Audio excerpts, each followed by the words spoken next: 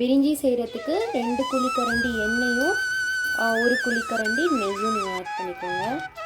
நல்லா எண்ணெய் காஞ்ச உடனே 2 இலை, கொஞ்சமாக சோம்பு, ஒரே ஒரு பட்டை, 2 கிராம்பு, 2 ஏலக்காய், இது எல்லாத்தையும் இதில் ஆட் பண்ணிடலாம்.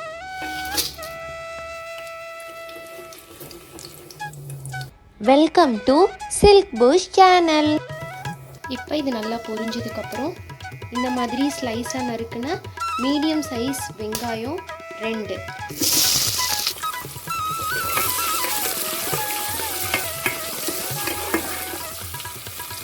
நம்ம போட போகிற காய்க்கு மட்டும் கொஞ்சம் உப்பு போட்டுக்கலாம். வெங்காயம் சீக்கிரமாக வதங்கிடும். உங்கள் காரத்துக்கு ஏற்ப மிளகாத்தூளையும் பச்சை மிளகாவையும் அட்ஜஸ்ட் பண்ணி போட்டுக்கலாம். நான் 2 பச்சை மிளகாய் கீரி போட்டுக்கிறேன். இது எண்ணெயிலே நல்லா ஃப்ளேவர் இறங்கினா நம்ம செய்கிற பிரிஞ்சியோ புலாவோ ரொம்ப நல்லாயிருக்கும். இப்போ நல்லா ப்ரௌன் ஆகிற ஸ்டேஜுக்கு வந்துருச்சு. இப்போ நம்ம தக்காளி ஆட் பண்ணிக்கலாம். நீங்கள் இன்னுமே குட்டியாக நறுக்கிக்கோங்க. எந்த அளவுக்கு வெங்காயம் எடுத்தீங்களோ அந்த அளவுக்கு தக்காளி ஆட் பண்ணிக்கணும். நான் 2 மீடியம் சைஸ் தக்காளி ஆட் பண்ணியிருக்கேன். ஏன்னா நான் 2 மீடியம் சைஸ் வெங்காயம் ஆட் பண்ணதுனால அந்த மாதிரி ஆட் பண்ணியிருக்கேன். நீங்களும் அதுக்கேற்ற மாதிரி ஆட் பண்ணிக்கோங்க.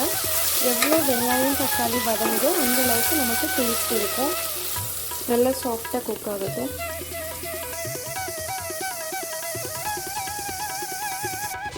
பாருங்கள், நல்லா சாஃப்டாக வெந்துருச்சு தக்காளிலாம். இந்த மாதிரி இருந்தால் தான் நம்மளோட பிரிஞ்சி ரொம்ப டேஸ்ட்டாக இருக்கும். இதுக்காக சில பேர் அரைச்சி போட்டுருவாங்க. அப்படி போட்டோன்னா நம்மளுக்கு வர வேண்டிய டேஸ்ட்டு வராது. இந்த மாதிரி வதக்கும் போது தான் நமக்கு டேஸ்ட்டு கிடைக்கும்.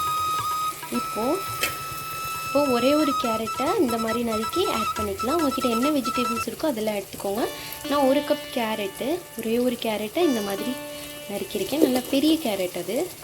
அதுக்கப்புறம் ஒரு மீடியம் சைஸான உருளைக்கிழங்கை இந்த மாதிரி நறுக்கியிருக்கேன். அப்புறம் 4-5 பீன்ஸை இந்த மாதிரி நறுக்கியிருக்கேன். இன்னமும் குட்டியாக நறுக்குவேன், எனக்கு பெருசாக இருந்தால் பிடிக்காது. நீங்கள் உங்கள் ஸ்டைலில் நறுக்கிக்கோங்க.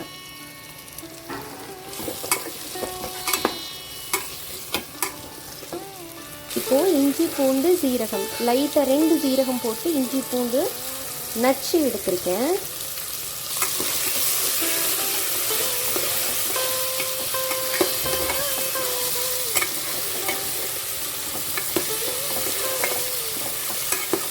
நம்ம போட்ட வெங்காயம் தக்காளி நல்லா மிக்ஸ் ஆகிடுச்சு பாருங்கள், அரைச்சி போட்ட மாதிரி.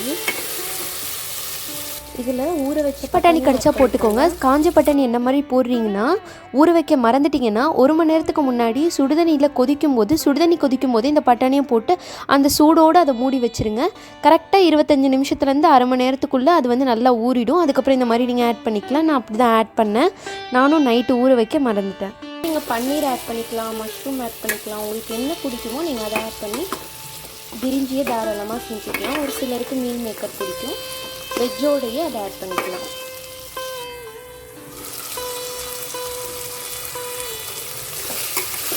நல்ல வாசமாக இருக்குது. இது செய்கிறதுக்கு உங்களுக்கு ரொம்ப நேரம் ஆகிடாது. இப்போ நம்ம வெஜ்ஜு தான் ஆட் பண்ணியிருக்கோங்கிறதுனால இதுக்கு நீங்கள் தாராளமான மசாலா ஆட் பண்ணிடாதீங்க. என்ன யூஸ்வலாக ஆட் பண்ணுவீங்களோ அதில் நீங்கள் கொஞ்சமாகவே இதுக்கு ஆட் பண்ணால் போதும். இன்னும் நம்ம நான்வெஜ் சேர்க்கலைங்கிறதுனால அவ்வளோ மசாலா எடுக்காது வெஜ்ஜு. வெஜ்ஜும் சரி பன்னீர் எதாக இருந்தாலும் சரி. இப்போது மசாலா எடுத்துக்கலாம். கொஞ்சோண்டு டேஸ்ட் என்ஹான்சர், இது மிளகாத்தூள் கம்மியாக எடுத்திருக்கேன், 1 ஸ்பூன் எடுத்திருக்கேன். 1 ஸ்பூன் ஃப்ளாட்டாக எடுத்திருக்கேன். பிரியாணி மசாலா, அதுக்கப்புறம் வறுத்து அரைச்ச ஜீரகம், மல்லித்தூள் 1 ஸ்பூன் நல்லா பெருசாக எடுத்திருக்கேன். இது எப்படி பண்ணணும்னு கேட்டிங்கன்னா, பட்டை, லவங்கம், ஏலக்காய் எல்லா ஸ்பைசஸையும் நீங்கள் மொத்தமாக ஆட் பண்ணி பவுடர் ஆக்கிடுவீங்க. அதுதான் பிரியாணி மசாலா, வேறு எதுவும் கிடையாது. மிளகாத்தூளெல்லாம் போடாமல் மிளகு, ஜீரகம், பட்டை, லவங்கம், ஏலக்காய், பிரிஞ்சி இலை, என்னென்ன ஸ்பைசஸ் இருக்கோ அது எல்லாத்தையும் நீங்கள் ஆட் பண்ணிப்பீங்க. ஆட் பண்ணி அது ஒரு பவுடர் ஆக்கினீங்கன்னா அதுதான். இது நல்லா 1 மினிட் கொஞ்சம் ஃப்ரை ஆகட்டும். 1/4 கப் தயிர் எடுத்துக்கோங்க, அதை ஆட் பண்ணிக்கோங்க. 2 டம்ளர் அரிசிக்கு 4 டம்ளர் தண்ணி ஊற்றணும்.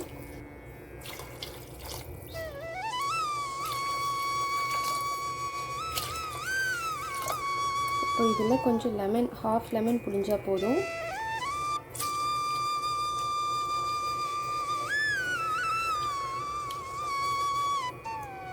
லெமன் ஜூஸை ஸ்டோர் பண்ணிக்கிறதுக்கு ஒரு ஐடியா சொல்லட்டுமா?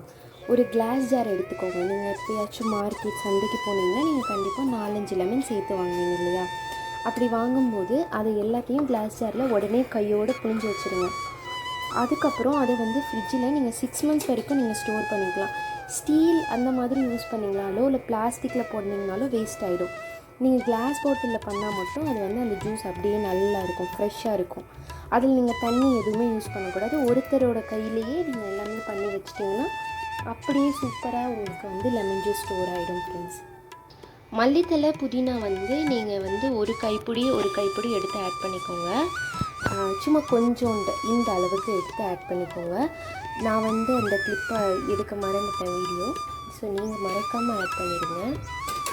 இப்போது நல்லா தண்ணி கொதிச்சதுக்கப்புறம் அரிசி ஆட் பண்ணிடலாம், ஊற வச்ச அரிசி எப்போ ஊற வைக்கணும்னா இந்த ப்ரொசீஜர், இந்த பிரியாணி செய்யும்போது இந்த வெங்காயம் வதங்கினதுக்கு பிறகு நீங்கள் அரிசியை ஊற வைக்கணும். அதுக்கு முன்னாடியே ஊற வச்சிட்டிங்கன்னா நம்ம சாப்பாடு வந்து குழஞ்சிரும், நல்லா இருக்காது. அதனால இந்த வெங்காயம் வதங்கின பிறகு தான் நீங்கள் போய் அரிசியை ஊற வைக்கணும். இப்போ இந்த டைமில் நீங்கள் கரெக்டாக அரிசி எடுத்து இதில் போட்டுருணும். அவ்வளோ நேரம் தான் அரிசி வந்து ஊறணும். ஃபஸ்ட்டே வெஜிடபிள்ஸ்க்கு உப்பு போட்டாச்சு, இப்போ சாதத்துக்கு உப்பு. இப்போ அரிசி ஆட் பண்ணிக்கலாம்.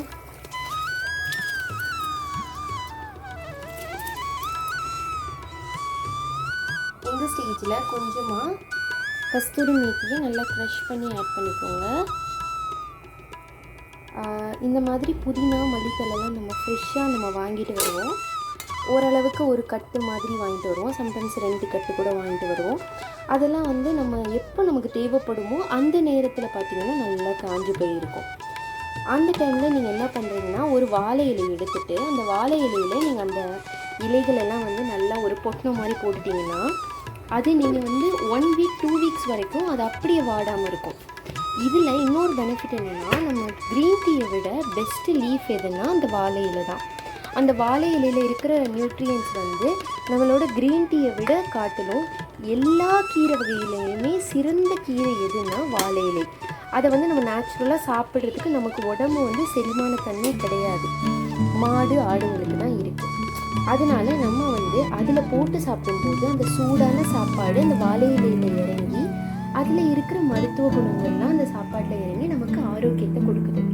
ஸோ அந்த வாழை இலையை நம்ம எல்லாத்துலேயுமே நம்ம பயன்படுத்திக்கலாம். ஒரு ஸ்வீட் சாப்பிடும்போதோ, ஒரு பொரிச்சது சாப்பிடும்போதோ, இல்லை இந்த மாதிரி ஸ்டோர் பண்ணி வைக்கிறதுக்கும் பிளாஸ்டிக்கை விட அதை யூஸ் பண்ணுறது நல்லதுன்னு நான் சொல்கிறேன். இப்போது அடுப்பில் தண்ணி கொதிச்சதுக்கப்புறம், அரிசி போட்டதுக்கப்புறம் தண்ணி கொதிக்கணும், அதுக்கப்புறம் தான் மூடணும். 20 minutes ஆயிடுச்சு. இப்போ நம்ம திறந்து எடுத்து பார்க்கலாம். இதில் வந்து புளிப்பு, காரம் எல்லாமே வந்து நல்லா இருக்கணும். நம்ம போட்டது எல்லா ஃப்ளேவரும் நல்லா தனியாக தெரிகிற மாதிரி நல்லா டேஸ்டியாக இருக்கணும். அப்படி இருந்துச்சுன்னா நம்ம செஞ்சது நல்லா வந்திருக்குன்ட்டு. ஓகே, திறந்து பார்க்கலாம்.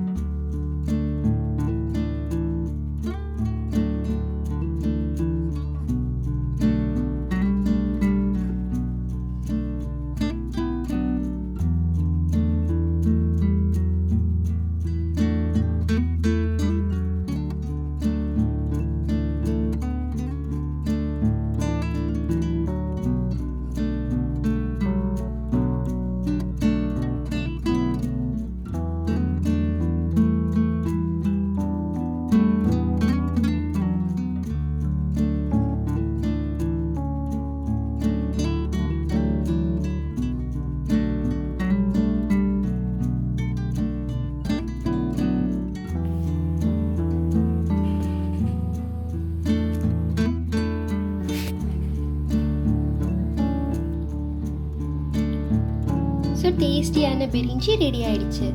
என்னோடய சேனலில் இந்த மாதிரி டெலிஷியஸான ரெசிபியும் ஹெல்த் இன்ஃபர்மேஷனும் நான் ரெகுலராக அப்டேட் பண்ணுறேன். தேவைப்படுறவங்க என்னோடய சேனலை ஃபாலோ பண்ணிக்கோங்க. அடுத்த ஒரு புது வீடியோவில் பார்க்குறேன். அஸ்ஸலாமு அலைக்கும். Take care.